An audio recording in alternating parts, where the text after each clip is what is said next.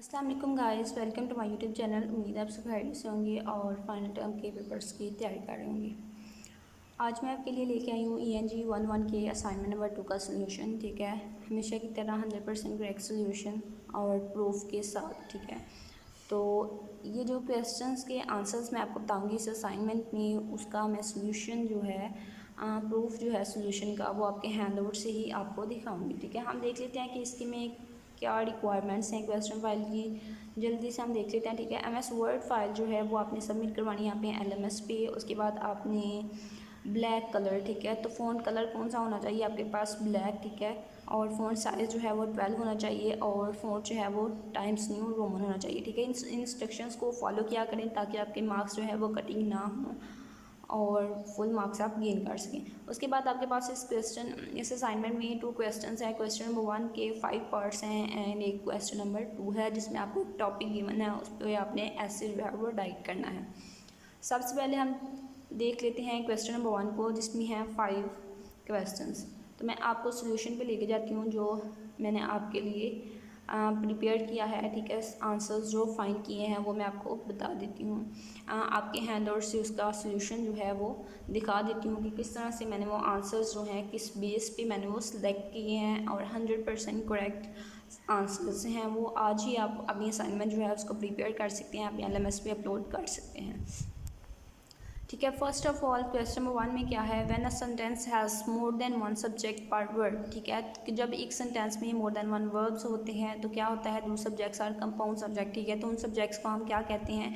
Compound subjects. ठीक है, उसके बाद क्या है कि जब एक सेंटेंस में मोर देन 1 सब्जेक्ट्स होते हैं तो उस सब्जेक्ट को हम क्या कहते हैं? Compound subjects. ठीक है, कंपाउंड सब्जेक्ट्स जो हैं वो सिंगुलर भी हो सकते हैं, प्लूरल भी हो सकते हैं और दोनों का मिक्स भी हो सकते हैं। ठीक है, compound subjects must also agree with verb. ठीक है, कंपाउंड सब्जेक्ट जो है वो मस्ट एग्री करना चाहिए किसके साथ? वर्ब के साथ। उसके बाद आपके पास नीचे 5 क्वेश्चंस हैं। इन क्वेश्चंस का आपने सॉल्व करना है इन क्वेश्चंस को। फर्स्ट ऑफ ऑल हमारे पास क्या क्वेश्चन है कि मकरोनी एंड चीज़। ठीक है, macaroni and cheese dash a favourite dish among children. ठीक है, अब आप कहेंगे कि मकरोनी और चीज़ 2 चीज़ें हैं तो यहाँ पे जमा हो गया, प्लूरल हो गया, तो यहाँ पे आड आएगा। ठीक है, तो ऐसा बिल्कुल भी नहीं है। यहाँ पे क्या आएगा? इस। ठीक है, इस क्यों आएगा? क्योंकि मकरोनी एंड डिश जो है ये दोनों जो है ये मिलके क्या बना रही है? आ डिश। ठीक है, आ फेवरेट डिश, यानी कि एक डिश। ठीक है, तो एक डिश है तो एक के लिए हम क्या यूज़ करते हैं? इस। ठीक है, तो यहाँ पे आपका करेक्ट ऑप्शन क्या होगा? इस। ठीक है, करेक्ट ऑप्शन यहाँ पे आपका क्या होगा? इसको मैं हाईलाइट कर देती हूँ ताकि तमाम स्टूडेंट्स को क्लियर हो जाए। नेक्स्ट है आपके पास क्या? Neither Victor is sister nor his brother. ठीक है, कि विक्टर की ना ही विक्टर की सिस्टर ना ही उसका ब्रदर डैश विजिटेड न्यू फाउंडलैंड।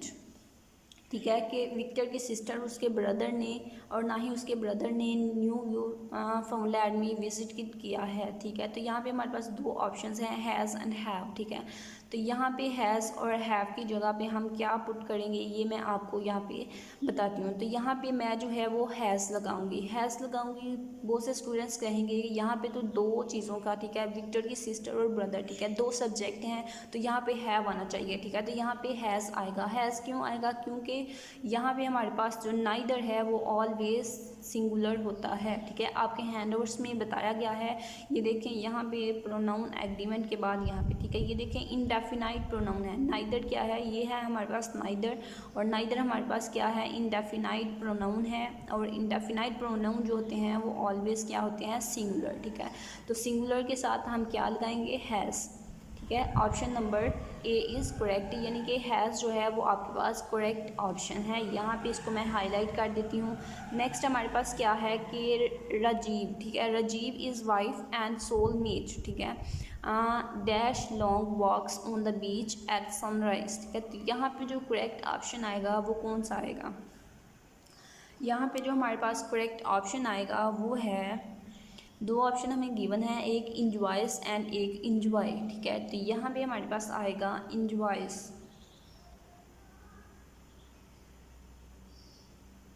ठीक है, यहाँ पे हमारे पास करेक्ट ऑप्शन जो आएगा वो है इंजॉयस। इसको मैं हाईलाइट कर देती हूँ, आप लोगों ने भी इसको हाईलाइट कर लेना है। नेक्स्ट है हमारे पास क्या? डैश आइदर बेंशी और her puppies have been vaccinated against rabies. ठीक है, तो यहाँ पे करेक्ट ऑप्शन जो है वो आपके पास क्या आएगा, दो ऑप्शन गिवन है, हैज़ एंड हैव। ठीक है, अगेन आपने क्या करना है, ये देखें आइदर। ठीक है, आइदर जो है वो अगेन एक इंडेफिनाइट प्रोनाउन है, और इंडेफिनाइट प्रोनाउन जो होते हैं वो ऑलवेज सिंगुलर होते हैं।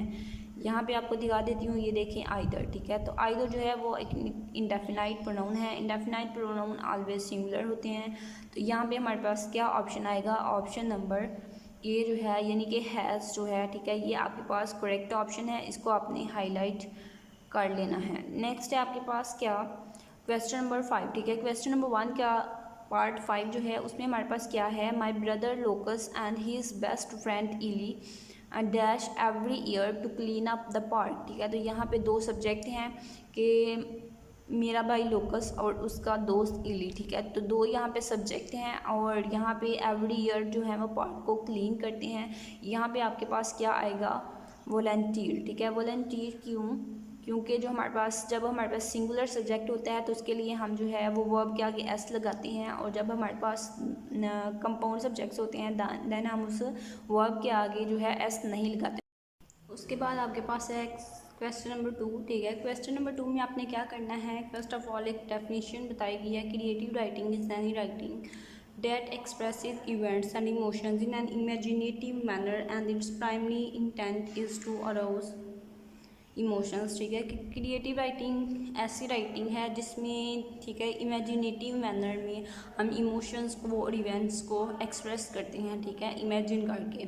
तो नेक्स्ट आपका टास्क क्या है, keeping in mind the concept of creative writing write a story on the given lines. ठीक है, तो यहाँ पे आपको लाइंस गिवन है, उन लाइंस पे आपने एक स्टोरी जो है वो लिखनी है खुद से इमेजिन करके। उसके बाद आपके पास क्या है कि लाइंस क्या हैं, इमेजिन डैट, आपने फ़र्ज़ करना है you are the king or queen of a beautiful kingdom. ठीक है, आप एक ब्यूटीफुल किंगडम के क्वीन हैं या फिर किंग हैं। ठीक है, उसके बाद describe your kingdom affairs in detail. ठीक है, तो जिस किंगडम के आप क्वीन या किंग हैं, ठीक है, तो वहाँ के अफेयर्स को आपने डिटेल में बताना है। What steps will you follow to convert your kingdom into a welfare state. ठीक है, और उस किंगडम को वेलफेयर स्टेट में, फलाही रियासत में चेंज करने के लिए, कन्वर्ट करने के लिए आप कौन से स्टेप्स फॉलो करेंगे ये आपने बताना है। ठीक है, इसके लिए मैंने सोल्यूशन जो राइट किया है, सबसे पहले मैंने ऊपर डेफिनेशन लिखी है। ठीक है, तो इस क्वेश्चन को सॉल्व करने के लिए आपके पास कितने वर्ड्स जो हैं वो आपको रिक्वायर्ड हैं, पहले हम ये देख लेते हैं। ठीक है, कि कितने वर्ड्स में आपका ये ऐसे जो है वो आपने राइट करना है। 150 से 200 वर्ड्स होने चाहिए। ठीक है, तो यहाँ पे एक बात मैं आपको बता दूँ, ये जो मैंने ऐसे आपके लिए राइट किया है इसमें 200+ वर्ड्स हैं। ठीक है, तो इसलिए कुछ स्टूडेंट्स क्या करते हैं कि जब वो देखते हैं तो वो कहते हैं ये तो आपके तो लिमिट से ज़्यादा वर्ड्स हैं। ठीक है, तो आपको लिमिट से ज़्यादा वर्ड इसलिए प्रोवाइड किए जाते हैं, जितने ज़्यादा वर्ड्स होंगे, जितने ज़्यादा पैराग्राफ लाइंस आपको दी जाएंगी, उतना ज़्यादा आपके पास कॉन्सेप्ट आएगा। ठीक है, आपके पास चॉइस आएगी। ठीक है, तो फिर उससे आप खुद जो है वो राइट कर सकते हैं, आपके पास उतने ज़्यादा ऑप्शन आते हैं। ठीक है, तो इसलिए ज़्यादा वर्ड्स आपको प्रोवाइड किए जाते हैं, तो आपने उनमें से आप ने खुद पिकअप करने होते हैं कुछ वर्ड्स। ठीक है, कुछ वर्ड्स को एलिमिनेट कर दिया करें, कुछ सेंटेंसेस को एलिमिनेट कर दिया करें। ठीक है, इस तरह से आप कॉन्सेप्ट जो है वो इससे क्लियर किया करें। तो नेक्स्ट मैंने क्या लिखा है इसके सोल्यूशन में, फर्स्ट ऑफ ऑल किंगडम क्या है, ठीक है, वो मैंने इसको थोड़ा सा डिफाइन किया है। Kingdom is a piece of land. ठीक है, तो किंगडम क्या है, एक पीस ऑफ लैंड है that is ruled by king और क्वीन। ठीक है, जिसको रूल कौन करता है, किंग या फिर क्वीन।